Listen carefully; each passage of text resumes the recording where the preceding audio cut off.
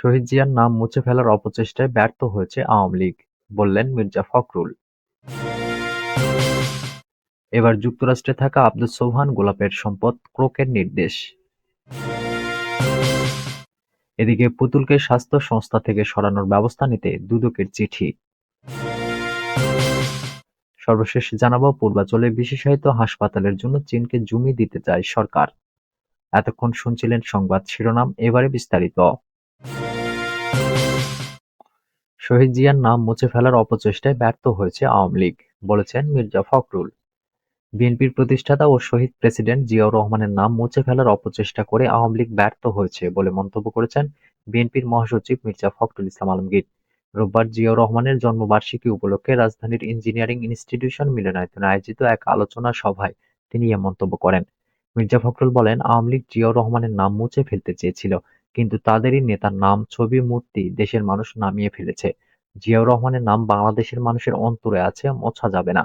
সংস্কারের দোহাই দিয়ে নির্বাচন নিয়ে তালবাহানা করা হচ্ছে উল্লেখ করে তিনি বলেন, সংস্কার নিয়ে ২ বছর আগেই বিএনপি ৩১ দফা দিয়েছে, তাই খোঁড়া যুক্তি চলবে না যে সংস্কার আগে তারপর নির্বাচন। নির্বাচিত শক্তি ছাড়া সংস্কার বৈধতা পায় না, শক্তি পায় না। তিনি আরো বলেন, দেশের অর্থনৈতিক অবস্থা ভালো করতে রাজনৈতিক সরকার অপরিহার্য। দেশের অর্থনৈতিক অবস্থা ভালো না, আবারও দুর্নীতি শুরু হয়ে গেছে, প্রশাসনে যে আমলারা আছে তারা আবার আগের কাজ শুরু করে দিয়েছে। সেদিকে নজর দিন, যত দ্রুত নির্বাচন হবে অর্থনৈতিক ও রাজনৈতিক সংকট মোকাবেলা করা ততই সম্ভব হবে। আলোচনা সভায় লন্ডন থেকে ভার্চুয়ালি অংশ নেন বিএনপির ভারপ্রাপ্ত চেয়ারম্যান তারেক রহমান। সভায় বক্তব্য রাখেন স্থায়ী কমিটির সদস্য ডক্টর আব্দুল মঈন খান, মেজর হাফিজ উদ্দিন আহমদ, আমির খসরু মাহমুদ চৌধুরী ও সালাউদ্দিন আহমদ প্রমুখ। এবার যুক্তরাষ্ট্রে থাকা আব্দুস সোবহান গোলাপের সম্পদ ক্রোকের নির্দেশ।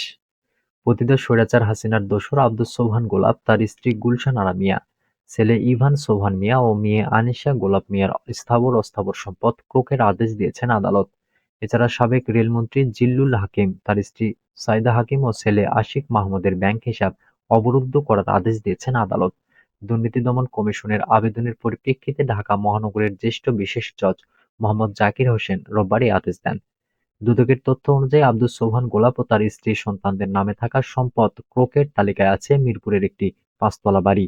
এর বাইরে যুক্তরাষ্ট্রের ৯টি স্থাবর সম্পদ ক্রোকের আদেশ দেওয়া হয়েছে। এর মধ্যে ৮টি হচ্ছে সিঙ্গেল রেসিডেন্সিয়াল কন্ডো ইউনিট, আরেকটি হচ্ছে ডুয়েল ফ্যামিলি ইউনিট। এর বাইরে আব্দুস সোবহান গোলাপ তার স্ত্রী ও সন্তানদের নামে থাকা ৫৩টি ব্যাংক হিসাব অবরুদ্ধ করার আদেশ দিয়েছেন আদালত।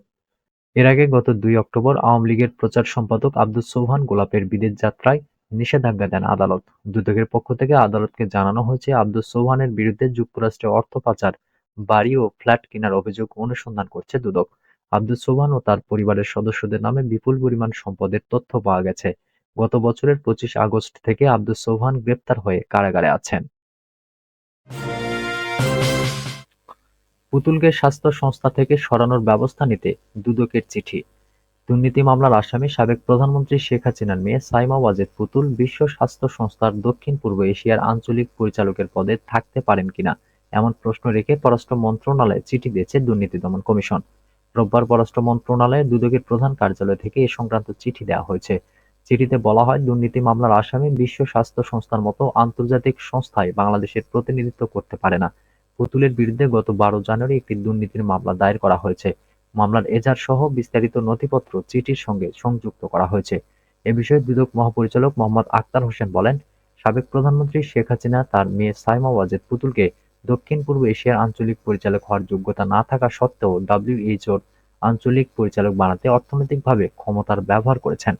এই অভিযোগের প্রাথমিক তথ্য যাচাই শেষে অনুসন্ধানের সিদ্ধান্ত নিয়েছে দুদক, যা চলমান। অনুসন্ধান টিম এ বিষয়ে তদন্তের স্বার্থে যা যা প্রয়োজন করতে পারবে। দুদকের একজন ঊর্ধ্বতন কর্মকর্তা বলেন, দুর্নীতির যেকোনো মামলা হলে আসামির বিষয়ে সংশ্লিষ্ট দপ্তরগুলোতে চিঠি পাঠানো স্বাভাবিক প্রক্রিয়া। এরই ধারাবাহিকতায় দুদক পররাষ্ট্র মন্ত্রণালয়কে পুতুলের আসামি হওয়ার বিষয়টি অবগত করেছে। যেহেতু সে দুদকের মামলার আসামি, তাই স্বাভাবিকভাবে তিনি রাষ্ট্রের প্রতিনিধিত্ব করার নৈতিক অধিকার হারিয়ে ফেলেছেন বলে মনে করি। পূর্বাঞ্চলে বিশেষায়িত হাসপাতালের জন্য চীনকে জমি দিতে চায় সরকার। চীনের সহযোগিতায় ঢাকার পূর্বাঞ্চলে একটি বিশেষায়িত হাসপাতাল নির্মাণের জন্য জমিসহ অন্যান্য সুবিধা দিতে প্রস্তুত বাংলাদেশ। রোববার পররাষ্ট্র উপদেষ্টা মোহাম্মদ তৌহিদ হোসেন ও চীনের রাষ্ট্রদূত ইয়াও ওয়েনের সৌজন্য সাক্ষাতে এ বিষয়ে আলোচনা হয়েছে। পররাষ্ট্র মন্ত্রণালয় জানায়, পররাষ্ট্র উপদেষ্টার চীন সফরে রেল, স্বাস্থ্য ও পানি বিষয়ক সহযোগিতাকে গুরুত্ব দেবে বাংলাদেশ। বাংলাদেশি নাগরিকদের উন্নত মানের চিকিৎসার জন্য চীনের কুনমিংয়ে ৩ থেকে ৪টি অত্যাধুনিক হাসপাতাল নির্ধারণ করে দেওয়ার অনুরোধ জানাবে ঢাকা। বাংলাদেশ রেলওয়ের সক্ষমতা বৃদ্ধির উদ্যোগের আওতায় যাত্রীদের জন্য আরও রেলওয়ে কোচ যুক্ত করার জন্য চীনের সহায়তা চাইবেন পররাষ্ট্র উপদেষ্টা। আলোচনায় চীনের রাষ্ট্রদূত জানান, চীনা ঋণের সুদের হার কমানোর বিষয়টি গুরুত্ব সহকারে বিবেচনা করছে বেইজিং। বৈঠকে চীনা রাষ্ট্রদূত উপদেষ্টাকে ২০ থেকে ২৪ জানুয়ারি চীনে তার প্রথম আসন্ন দ্বিপক্ষীয় সফরের বিষয়ে অবহিত করেন। রাষ্ট্রদূত বাংলাদেশের পররাষ্ট্র উপদেষ্টার নেতৃত্বে আনুষ্ঠানিক আলোচনার সময় চীনা নেতাদের সঙ্গে আলোচনার বিষয়গুলো সম্পর্কে অবহিত করেন।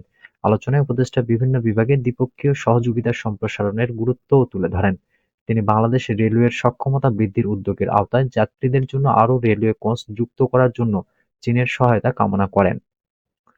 স্বাস্থ্য খাতে সহযোগিতার গুরুত্বের কথা উল্লেখ করে পররাষ্ট্র উপদেষ্টা উল্লেখ করেন, ঢাকার পূর্বাঞ্চলে একটি পূর্ণাঙ্গ বিশেষায়িত চীনা হাসপাতাল তৈরি করার জন্য জমি এবং অন্যান্য সহযোগিতা দিতে প্রস্তুত রয়েছে বাংলাদেশ। চীনের কুনমিংয়ে অন্তত ৩ থেকে ৪টি শীর্ষস্থানীয় হাসপাতাল মনোনীত করার জন্য অনুরোধ করেছেন, যাতে বাংলাদেশি নাগরিকরা সেখানে গিয়ে উন্নত চিকিৎসা নিতে পারেন। পররাষ্ট্র উপদেষ্টা আশা প্রকাশ করেন, আহত শিক্ষার্থীরা দ্রুত চীনে তাদের চিকিৎসা পাবেন। চীনের রাষ্ট্রদূত বলেন, বাংলাদেশের জনগণের স্বার্থে চীন সবকিছুই করবে।